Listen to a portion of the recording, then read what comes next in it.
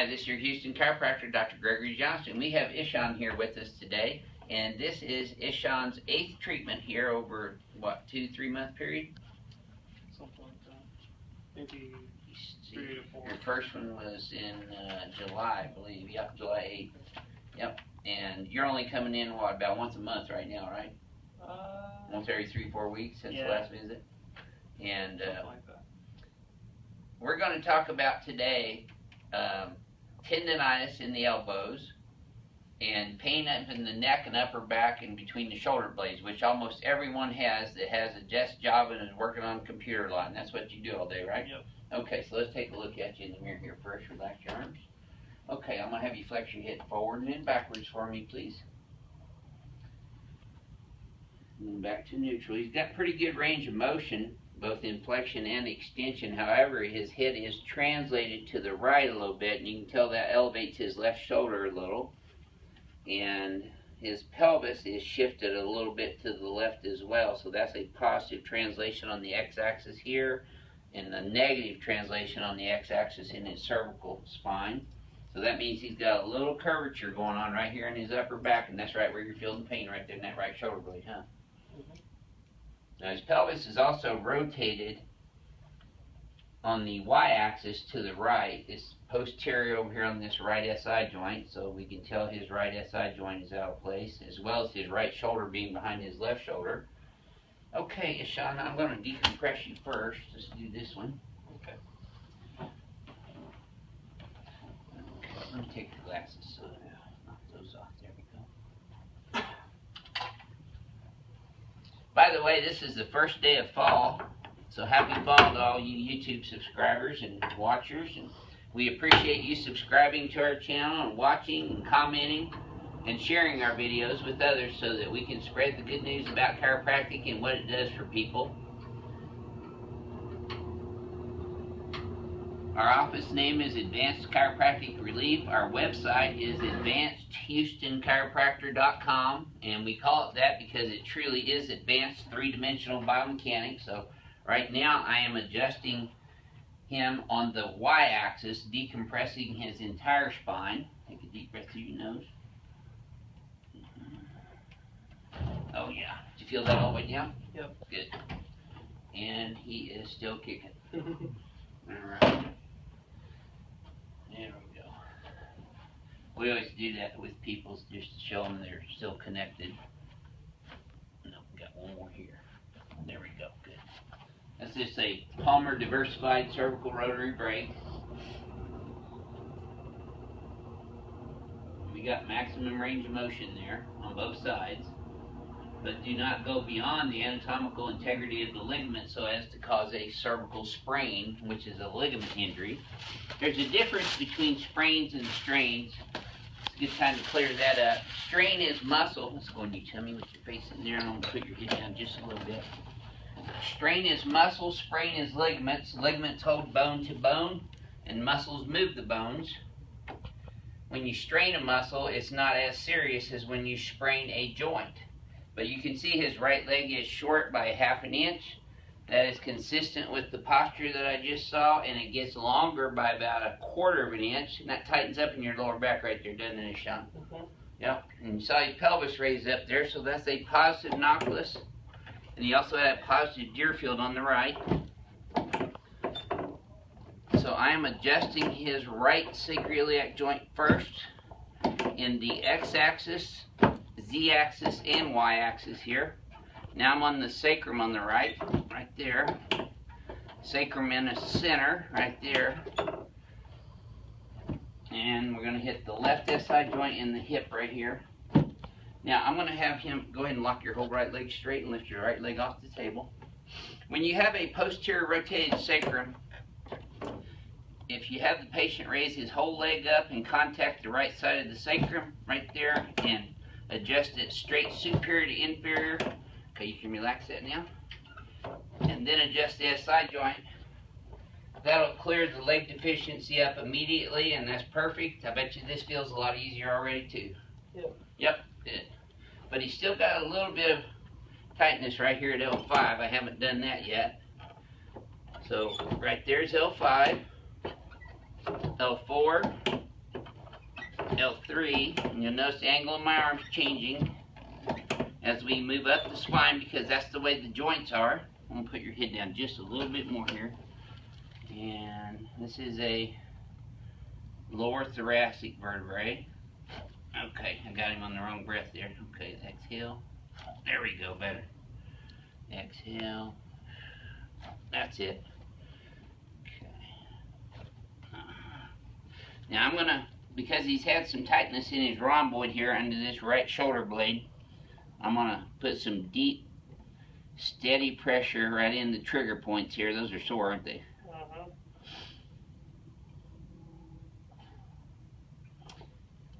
The rhomboids are usually, and the trapezius muscles are usually very hypertonic, which means tighter than they're supposed to be on people who are sitting at computers and working on computers all day long every day. Text neck is a big term being thrown around these days, and it really describes forward head posture, which can be due to texting or handhelds or even working on laptops and stuff where your head's forward all the time. Just so happens in my job, my head's forward a lot too, so I have to continually deal with that as well.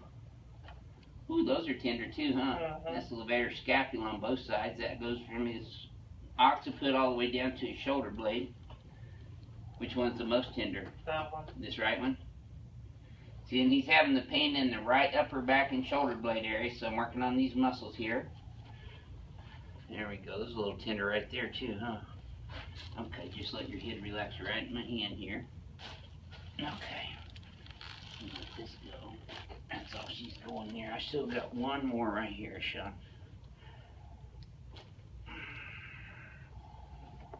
Okay, boy, tight. There it is, right there. I knew it was there. Feel that one? Yeah. But those were tight leading up to that point. I bet you this feels a lot smoother. Yeah. Good. So, I am not going to do the turbonator on him today because he hadn't been in here for a month. So, we're going to increase his circulation with the Genie Rub. And we're going to do some transverse friction across his paraspinal muscles all the way up into his traps, levator scapula, and rhomboids right here. And then we'll get on to showing you how we deal with tendonitis in the elbow.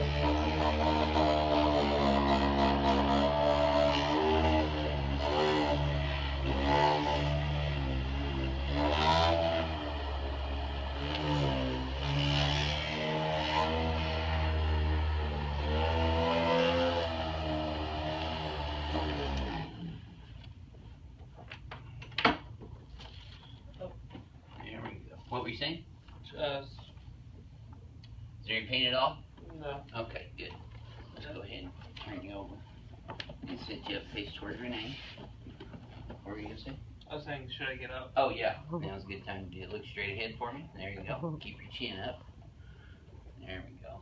That's one of the main things that we always have to remind ourselves of, including myself, is just when we're sitting around or talking, is to keep your chin up and your head back into the posture.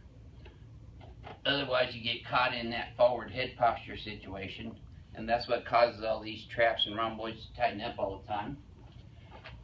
So Sean had some tendonitis in your elbow here, so I'm adjusting his ulna and the radius and ulna. You probably heard that right there. That moved really good. And that's the wrist, that's the radius and ulna along with the carpal bones. And then we adjust all the way down through the digits to make sure we include the entire pathway. And I squeeze the radius and ulna together and pull those straight out. That'll help the carpal tunnel be the appropriate size for the median nerve to go through. You can avoid carpal tunnel surgery by having these adjustments. Okay, just relax that. There, boy, that moved great too. Perfect.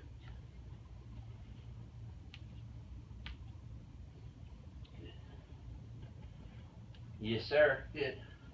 Yeah, Sean, would you mind sharing with our YouTube subscribers how you came to know about us and what has happened since you've been here with your tendonitis in your elbows and your back and neck pain? I came to know about this place through one of my coworkers, actually. You're referred here, right? Yeah, he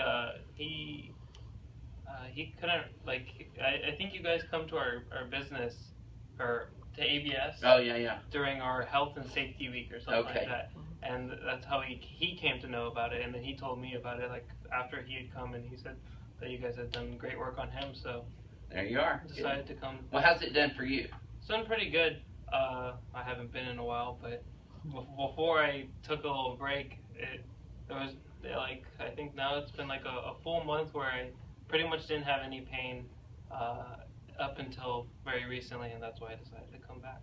And how is this done for your tendonitis that you were having? Oh, tendonitis, like, it's been pretty much gone since we started treating. Yeah. Huh? Good. Yeah, since that, like, last month. Right. Pretty much. Yeah, great. Well, thank you for sharing your story with us, and Thank let's you. go over and finish you up with the adjustment instrument. This is where we shoot people at the very end every time. So you get this every single time you come in here. I use the Atlas specific adjusting instrument. Okay, let's have you flex your head forward and backwards. And I always adjust the Atlas on the x-axis, which is lateral. And we put the patient into a biomechanical mirror image of their current configuration.